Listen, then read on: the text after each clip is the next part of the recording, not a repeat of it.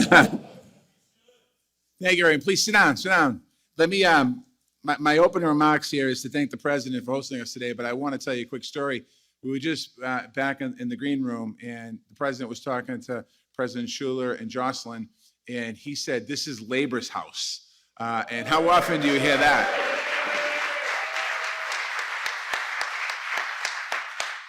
So I want to thank you, Mr. President, for hosting us all today, obviously, and your certainly unwavering commitment to America's workers, and you certainly truly are the working person's president. So thank you, Mr. President.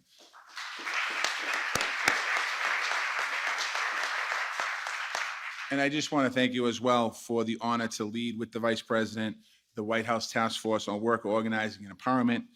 Certainly, we're putting the power back into the hands of working people in this country, which is exciting to do. And before I go further, I just want to thank all the workers that are here today. Any essential workers, all the folks that have been working hard for the last 18 months and throughout your entire career, thank you.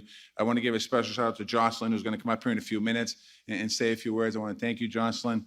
To the labor leaders in the room today, thank you for the work that you do for our country. I know many of you personally over the years, and I know that all of you worked hard. To the staff here at the White House, I want to thank you as well for putting this incredible event together, setting the tables up, setting the chairs up, and doing everything you do. So we should give them a round of applause, the people.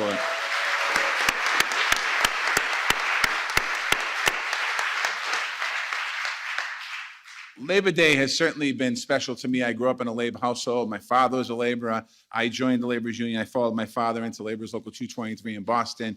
My Uncle Pat was a laborer. My families are all laborers, and we have a few plumbers as well and a few other trades as well. So it was a special day for us.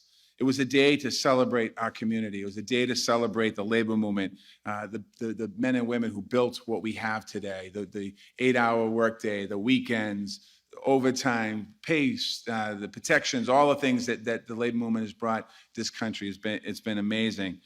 But today we have to rededicate ourselves to work to fight for workers' justice. And I know many of you are doing that every single day in your organizations and individuals that are here that do that. And today, to thank this president is what we're here for today, what he has been able to do in his very short period of time as president. The president said this Labor Day weekend has been like no other we've ever seen, no other we've ever experienced. Essential frontline workers have carried us on their backs from the beginning of the pandemic. We know that. People working in grocery stores, our nurses, our doctors, our first responders, our lunch monitors in our schools that went home and gave our kids that weren't going to school lunch every day. Those folks, we depended on them so much during the pandemic, but we depend on them every day before the pandemic, and we certainly depend on them every day now since the pandemic. It's never been more clear. Our economy, our community, our very own lives depends on working people. And that's something that is really important. We need to continue to talk about that. Our country will never and must never forget that, what the essential workers and workers have done in the last 18 months. For that reason, we are inducting essential workers of COVID-19 pandemic into the United States Department of Labor's Hall of Honor.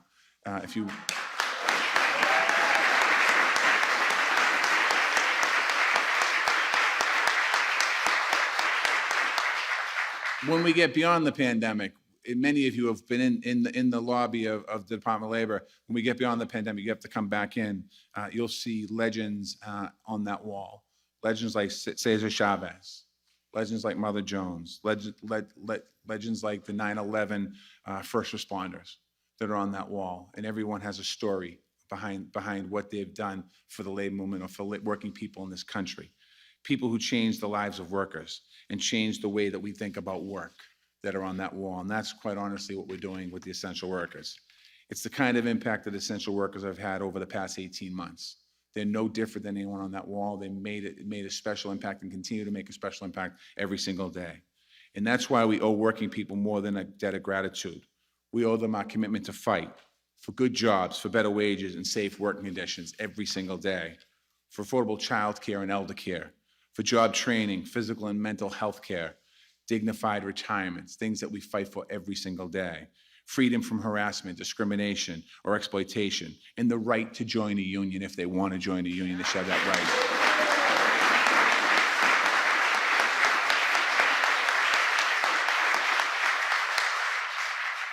In the Department of Labor, In the Department of Labor, I should say, our mission is to empower all workers morning, noon, and night. And that's what we know.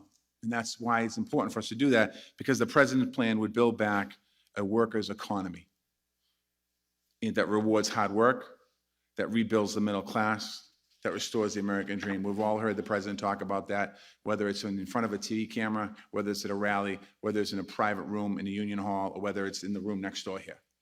That's what he believes in his soul. And it's something that I'm honored to serve as this President's Secretary of Labor. I'm honored to be here today for this great event. A Labor Day, we had a Labor Day week, and now we're gonna make a Labor Day week, maybe Labor Day month, Labor Day year. We'll keep going, keep moving.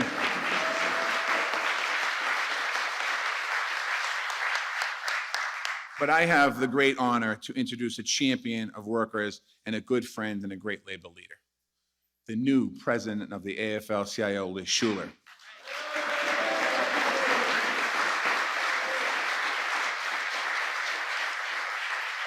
Liz was elected after the tragic passing of our friend, President Richard Trumka, last month.